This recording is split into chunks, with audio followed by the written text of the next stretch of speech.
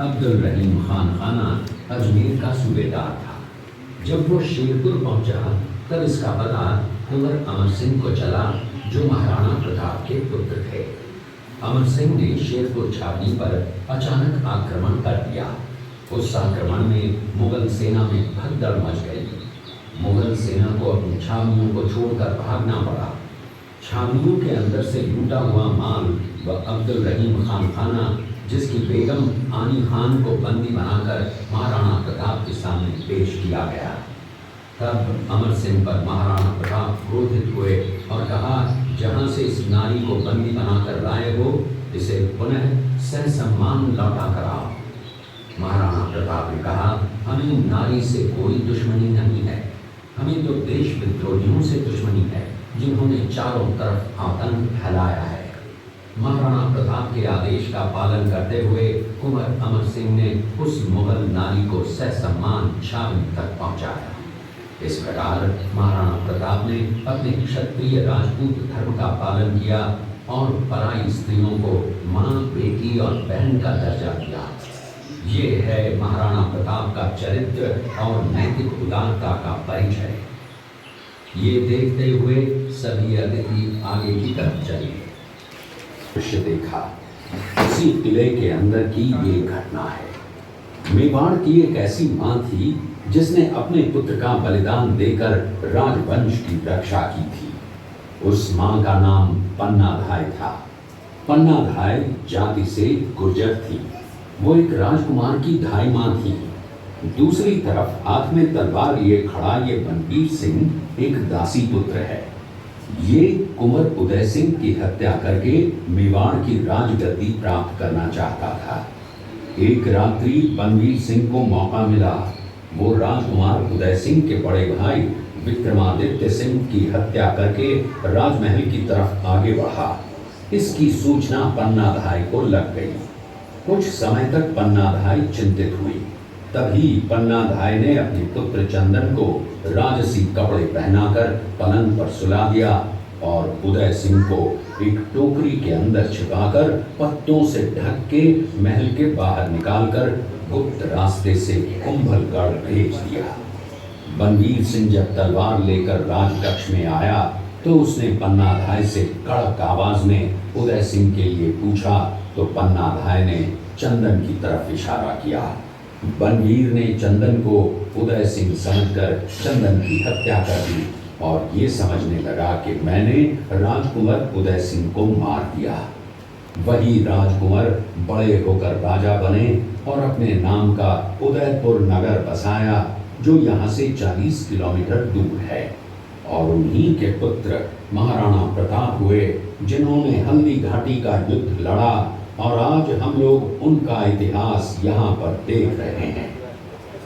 ये देखते हुए सभी अतिथि आगे की तरफ चले। 20,000 अशर्फ यहाँ देश के लिए आए, जिससे महाराणा प्रताप ने 12 वर्षों तक अपनी सेना को संगठित किया, सैन्य शक्ति को बढ़ाया और मेवाड़ मातृभूमि को आजाद करवाया। ये कुंभलगढ़ किला है। इस किले का प्राचीन नाम मच्छिंद्रगढ़ है। इस किले का निर्माण महाराणा कुंभा ने करवाया था।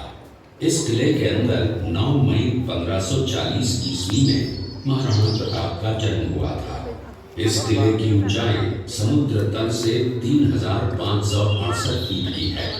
इस किले की दीवार 36 किलोमीटर तक फैली हुई है। इस दीवार का नाम ग्रेट वॉल ऑफ चाइना के बाद द्वितीय पायदान पर दर्ज है। इस किले के अंदर 360 प्राचीन मंदिर हैं। उन मंदिरों में से जग प्रसिद्ध महादेव का मंदिर सबसे प्राचीन है। कुंभलगढ़ किला यहाँ से 65 किलोमीटर की दूरी पर है।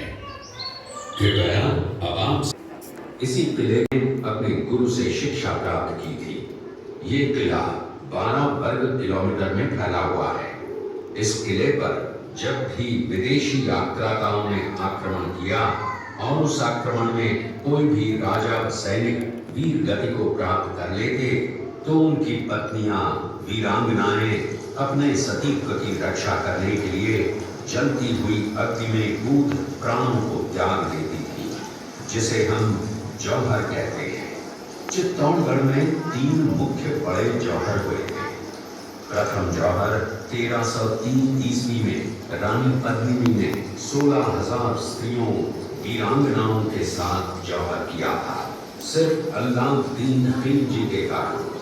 दूसरा जौहर 1535 ईस्वी में गुजरात के शासक बहादुर शाह के आक्रमण के कारण रानी कर्मावती ने वीरांगनाओं के साथ किया।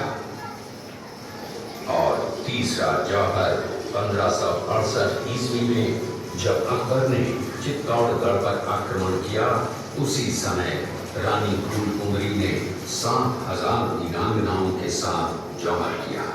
फिर भी अकबर का मन नहीं भरा और अंत में हजारों आम लोगों का कत्लेआम करवाकर उन्हें मौत के घाट उतारा गया। इस किले में देखने योग्य विजय स्तंभ है, कीर्ति स्तंभ, मीरा मंदिर, जैन मंदिर, कालिका माता मंदिर, भामाशाह हवेली, कुंभाश्याम मंदिर, फतेह प्रकाश महल हैं। ये किला यहाँ से 140 किलोमीटर दूरी पर है। ये देखते हुए सभी अतिथि आगे की तरफ चले।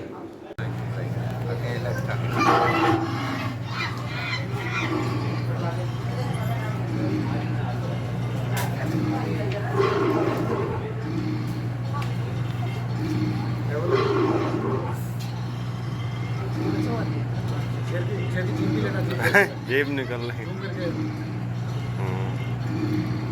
ये घटना महाराणा प्रताप की वीरता को दर्शाती है। एक समय नरभक्षी बाघ का आतंक छाया हुआ था। महाराणा प्रताप ने उस बाघ का शिकार कर उस बाघ को मार डाला। ये घटना महाराणा प्रताप की वीरता की प्रतीक है। कृपया अब आप सब पीछे की तरफ देखिए। देखिए, महाराणा प्रताप अपनी प्रतिज्ञा का पालन करते हुए। महाराणा प्रताप ने प्रतिज्ञा की थी कि जब तक अपनी मातृभूमि को शत्रुओं से मुक्त नहीं करा लेता, तब तक न तो मैं महलों में रहूंगा, न किसी धातु के पात्र में भोजन करूंगा, न किसी गद्दी के बिछौने पर सोऊंगा। पत्ते ही भोजन के पात्र होंगे, जमीन ही बिछौना होगा। जंगलों में रहकर किया। घोड़ा आवाज। पानी भी है क्या?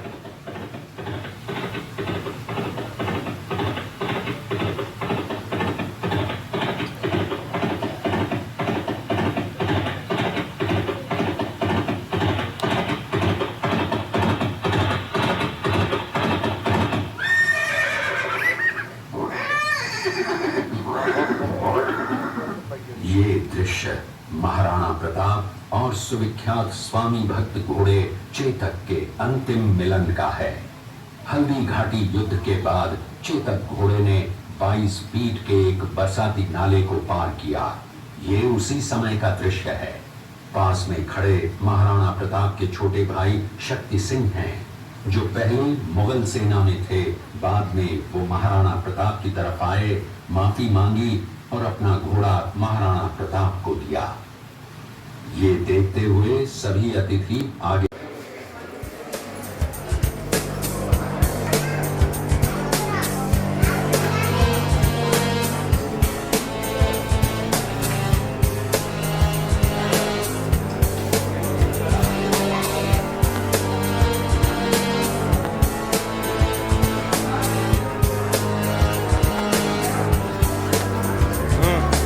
चलो आप